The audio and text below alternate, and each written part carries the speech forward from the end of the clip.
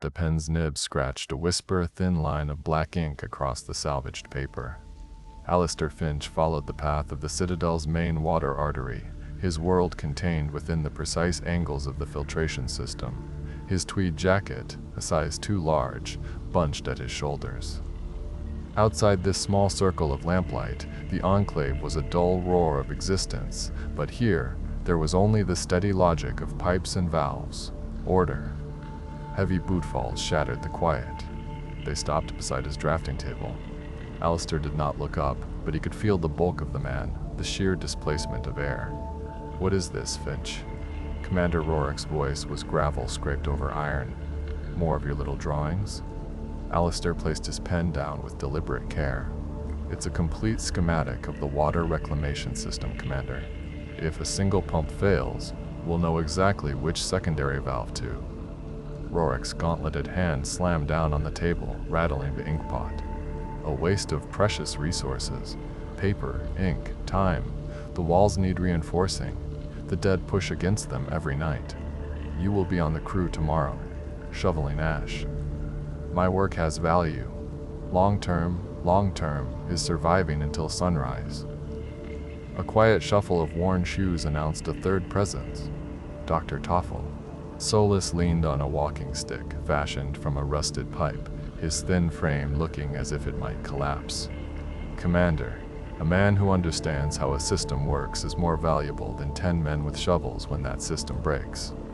Rorick grunted, his scarred face unimpressed.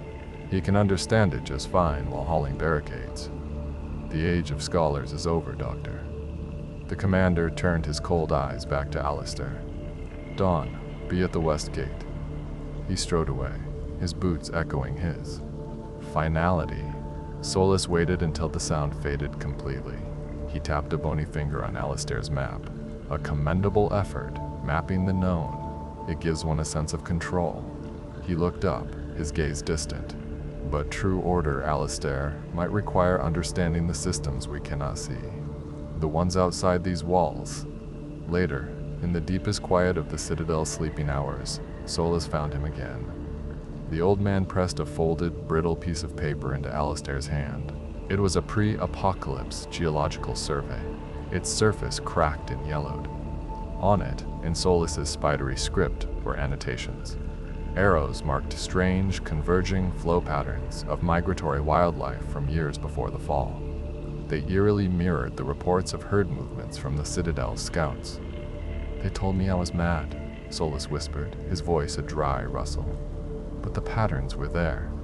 A blindness to the unseen currents is the most dangerous condition of all." The paper felt cold in Alistair's hand. The zombies weren't aimless. The thought was a shard of ice in his gut. A terrible, unifying logic was at work in the chaos, a system far larger than any water pump. He could stay here, shoveling ash, clinging to a false sense of security while the true threat gathered. Or he could follow this horrifying new map. The decision was made not with a bang, but with the silent folding of old paper. He slipped through the main gate as the sky bled a bruised, ashen gray. The air was thin and tasted of grit. Before him, the ash waste stretched into an endless, featureless expanse, a terrifying blank canvas. He was a single, fragile point of warmth in a world of silent, cold dust. He took one step, then another. A low moan drifted on the wind. It was closer than he expected. He froze, realizing he was utterly and completely alone. The world was a slate wiped clean, leaving only gray. Gray ash coated Alistair's tongue, a bruised gray sky pressed down. He knelt, compass trembling in his dirt-caked hand, and tried to find a landmark where none existed.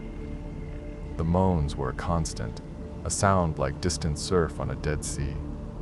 It was all too big, too empty for his fine-nibbed pens and meticulous grid lines. He saw them then, a cluster of 4, lurching from behind a swell of ash. They were slow, but his mind was slower, frozen by a landscape that refused to be catalogued. He scrambled, his tweed jacket catching on something sharp as he dove into the skeletal husk of an old truck cab. The metal was a cage of rust and shattered glass. His breath came in ragged bursts. He pulled out his notebook, his hand shaking so violently the pencil lead snapped. He watched their erratic, disjointed movements, a failed attempt to find a pattern in raw chaos. A dark line appeared on the horizon. It wasn't a ridge. It was a river of them, a shifting mass that swallowed the gray plain. They were coming for the truck. Coming for him. A sharp thwack split the air. One of the shamblers near the cab pitched forward, a short, dark bolt sprouting from its temple. Another followed. A figure emerged from the haze of dust, lean and fluid.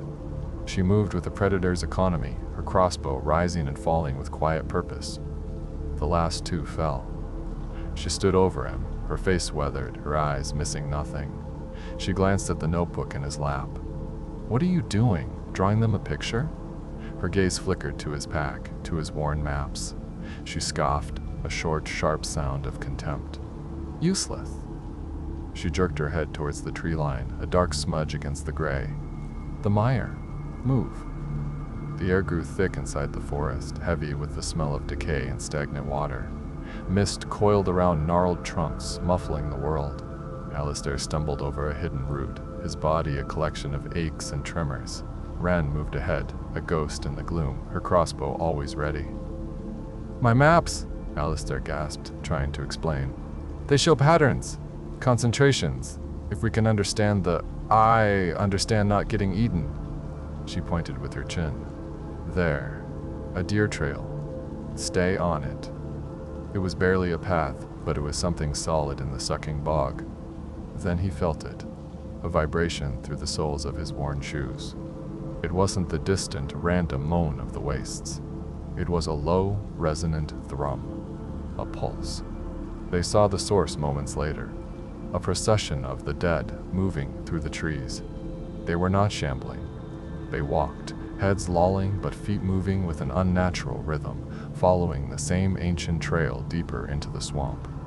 The sound grew, a physical presence in the dense air, a beat that echoed in Alistair's chest.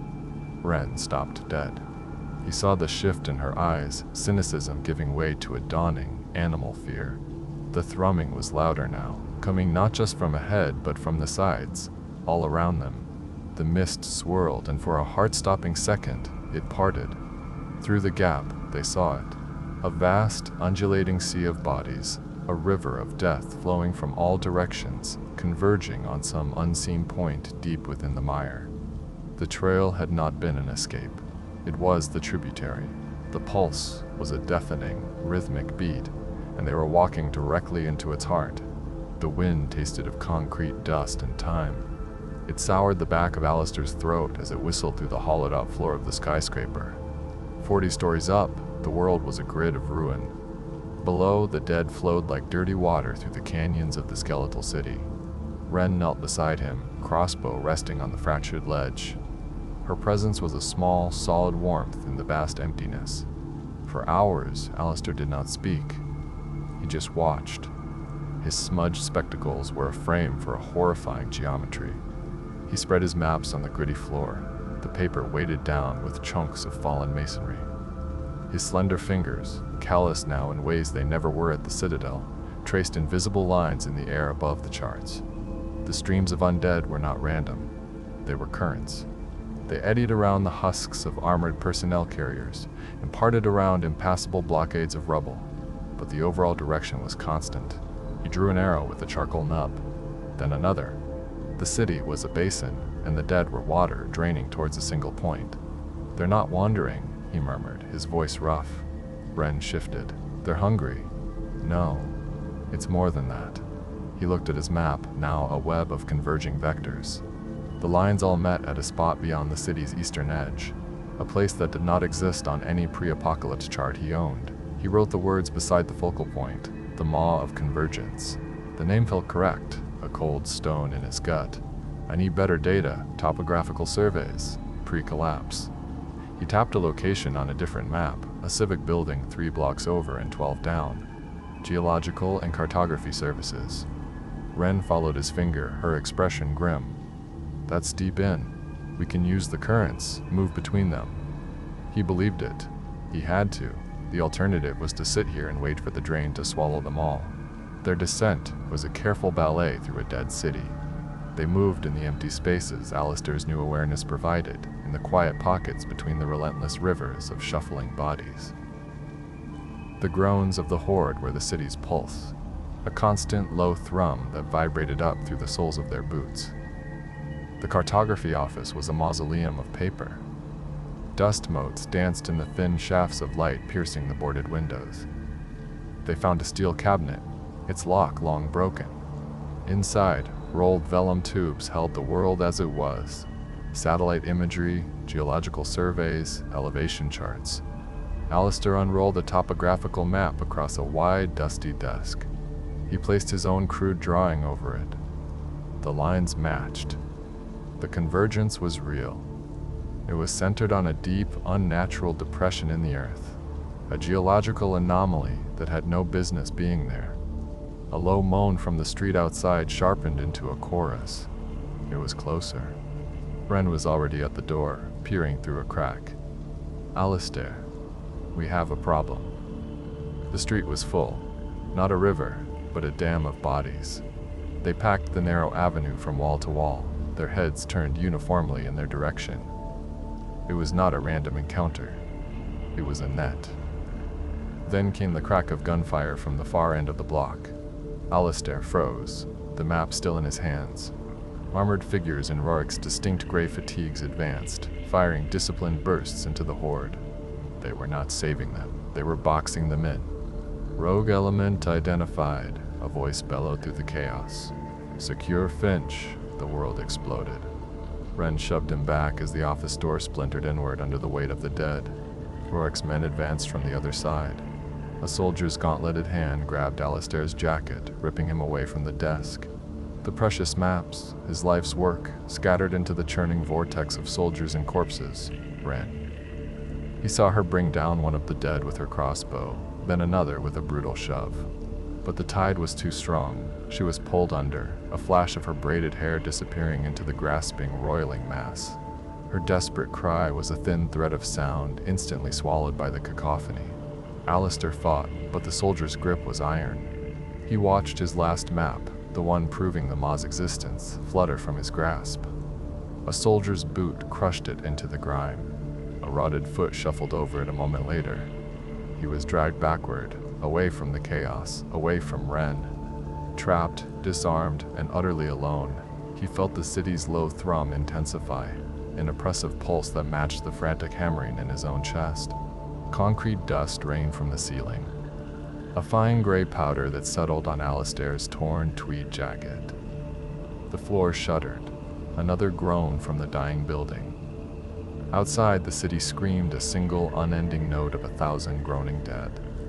His leather satchel lay ripped open. Its contents, his life's work, scattered and buried under a fresh fall of plaster. The maps were gone.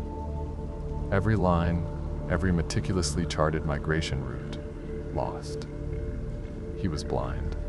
He slumped against a skeletal support beam, the cold steel, a stark contrast to the panic heating his blood.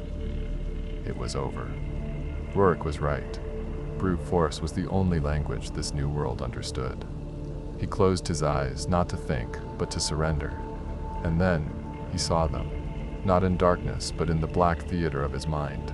The lines were there, not pencil on parchment, but rivers of cool light.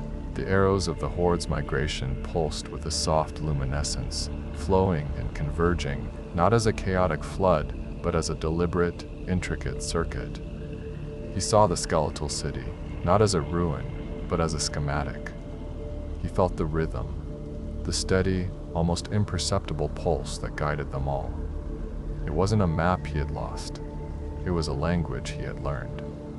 A soft scrape of boot on rubble cut through the din. Alistair's eyes snapped open. A figure stood in the fractured doorway, silhouetted against the grim twilight. The shape was lean, agile. "I followed your last known pattern." Wren's voice was low, cutting through the dust. Her face was grim, a fresh scratch running along her jaw, but her eyes were locked on him, resolute. Before he could answer, more shapes stumbled through the opening behind her. A man with a bandaged arm, a woman clutching a crowbar, two others, all gaunt, their faces masks of exhaustion and terror. They were the tide's debris, washed up in his collapsing shelter. "They're everywhere," the man whispered, his voice cracking. "There's no way out."